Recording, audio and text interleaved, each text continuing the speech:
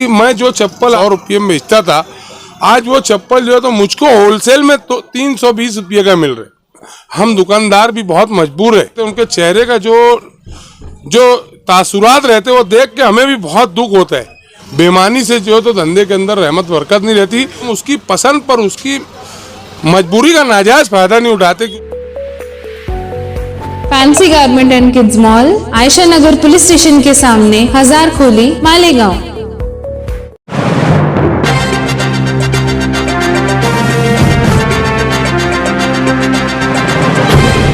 देखते रहिए the prime news Abdul Rahman के साथ।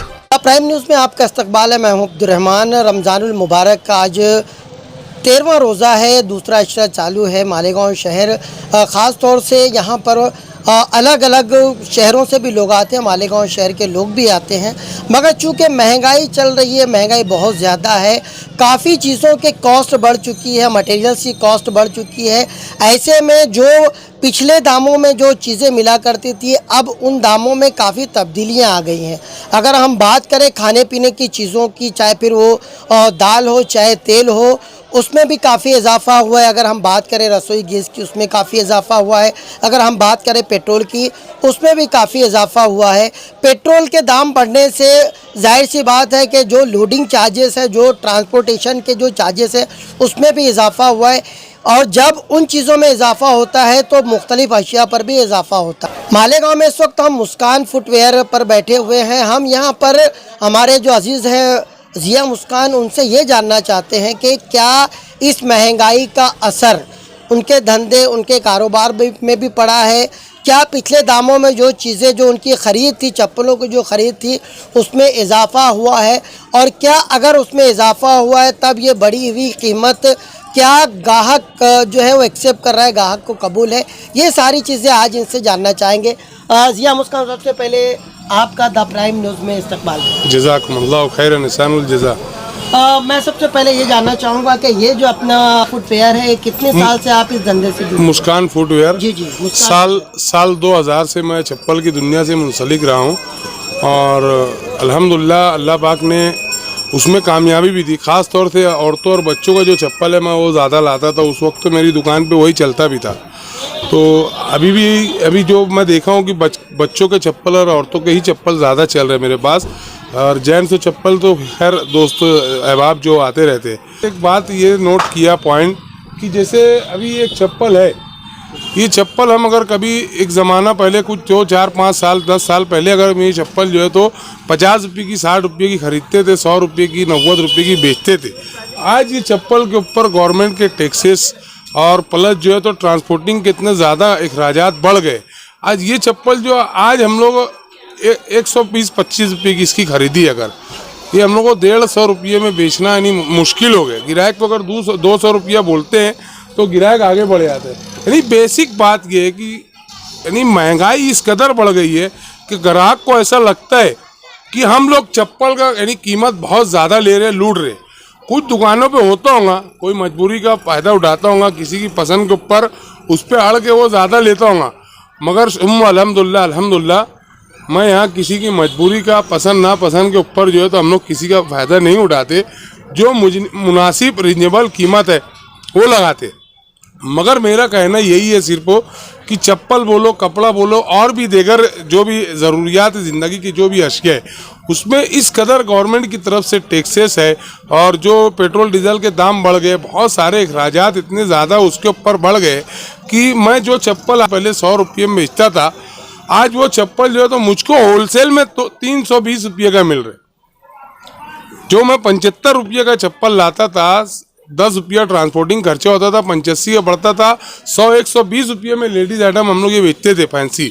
आज वो 300, 280, 320, 270 ऐसे होलसेल मिल रहे हैं। अब हम ग्राहक को अगर वो चप्पल का 550 रुपया बोलते हैं तो ग्राहक बोलता है कि यार लूट रहे, जबकि ऐसा नहीं है। 550 बोल के उसकी मुनासिब वाजिबी कीमत 350 तक के ली जाती है अगर 220, 320 और 300 के आसपास होलसेल का है तो, क्योंकि अखराजाती यानी उसमें इतने ज़्यादा है, होलसेल भाव इतने ज़्यादा है।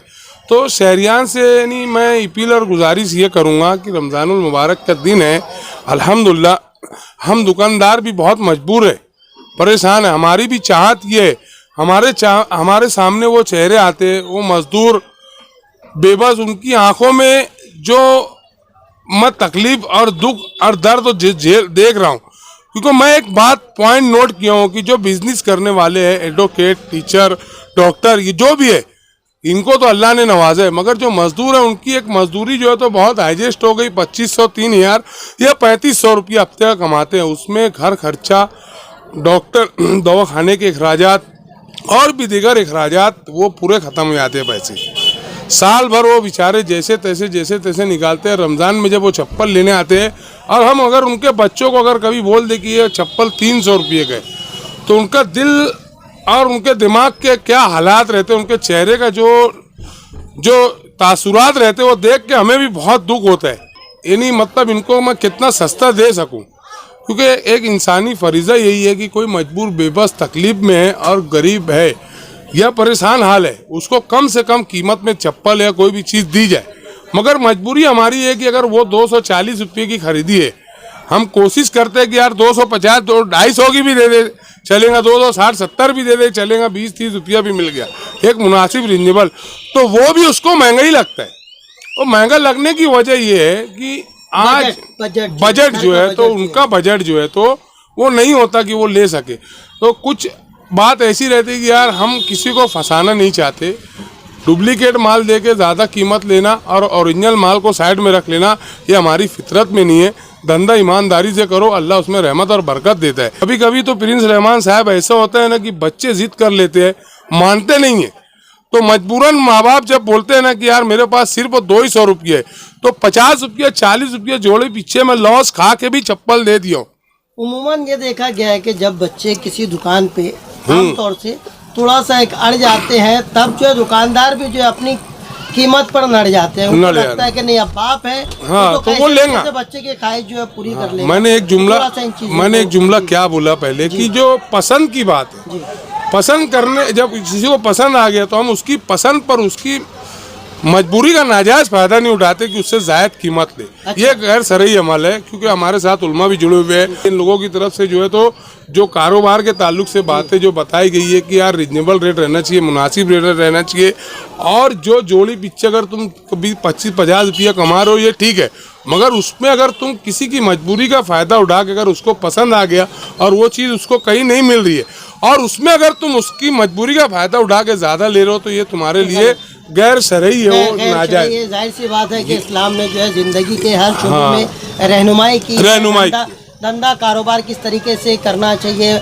मुनाफा कितना लेना चाहिए, सारी चीज़ें जो अमली तौर पर हमारे प्यारे नबी सल्लल्लाहु अलैहि वसल्लम ने बताया। इसलिए हमको किसी से कहीं से भी कुछ सीखने की ज़रूरत नहीं है। सबसे बड़ी यूनिवर्सिटी जो है खुद इस्लाम है, इसलिए कहीं से सीखने की ज़रूरत नहीं। बहर कहने का मतलब है कुल मिलाकर जो है आपकी जो कुव्वत खरीद है या कीमत खरीद है वो बहुत ज़्यादा हो गई है, बहुत ज़्यादा। ऐसी बात है कि जो बिजनेस कभी 1 लाख रुपए में आप किया करते थे, आज उसके लिए आपको 4 लाख रुपए तक जो है वो दिया जा रहा है। और जो पहले मुनाफा का जो रेशो था, आपका प्रॉफिट रेशो था, उसमें शायद के कमी आ गई। अच्छा, बात करें अगर 13वां रोज़ा है, अब तक लोगों का क्या रिस्पॉन्स है, क्या ग्राहक बाजार का रुख कर रहे हैं, क्या रुख है अभी फ़िलहाल में?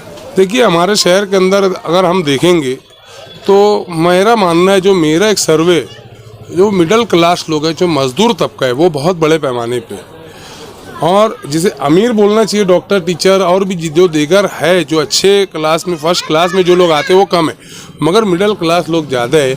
और रमज़ानुल मुबारक से 2 महीना पहले, 3 महीना पहले से वो तैयारियां शुरू करते हैं, साल भर से करते, कुछ भी 100, 200, 500 रुपया डायरी या बिस्सी लगा के वो पैसा जमा करते। अब वो पैसे से सबसे पहले मैं जो सर्वे किया हूँ, अपने बच्चों का कपड़ा बनाते हैं, फिर उसके बाद चप्पल की खरीदी करते हैं। अभी आवाम के अंदर मैं इस बार एक बात ये देखने में आई कि सवेरात बाद से चप्पल के अंदर जो खरीदी हुई थोड़ा अच्छी चली, बहुत अच्छी चली। नहीं तो आम तौर से ये होता था कि 15 रोज़े के बाद से चप्पल की खरीदी की जो है तो यानी आम मिडिल क्लास लोग निकलते थे और ख़रीदी करते थे। ये इस बार ऐसा हुआ कि थोड़ा वक्त से पहले नहीं, अल्हम्दुलिल्लाह खरीदी चालू भई है। और अभी रमज़ान में पहले रोजे से जो है तो थोड़ा मामला थोड़ा डिप चल रहा है, जैसा होना चाहिए था वैसा नहीं है। और अभी 1-2 रोज़ से थोड़ा सी अल्हम्दुलिल्लाह बहुत अच्छे है, यानी चल रहे कारोबार।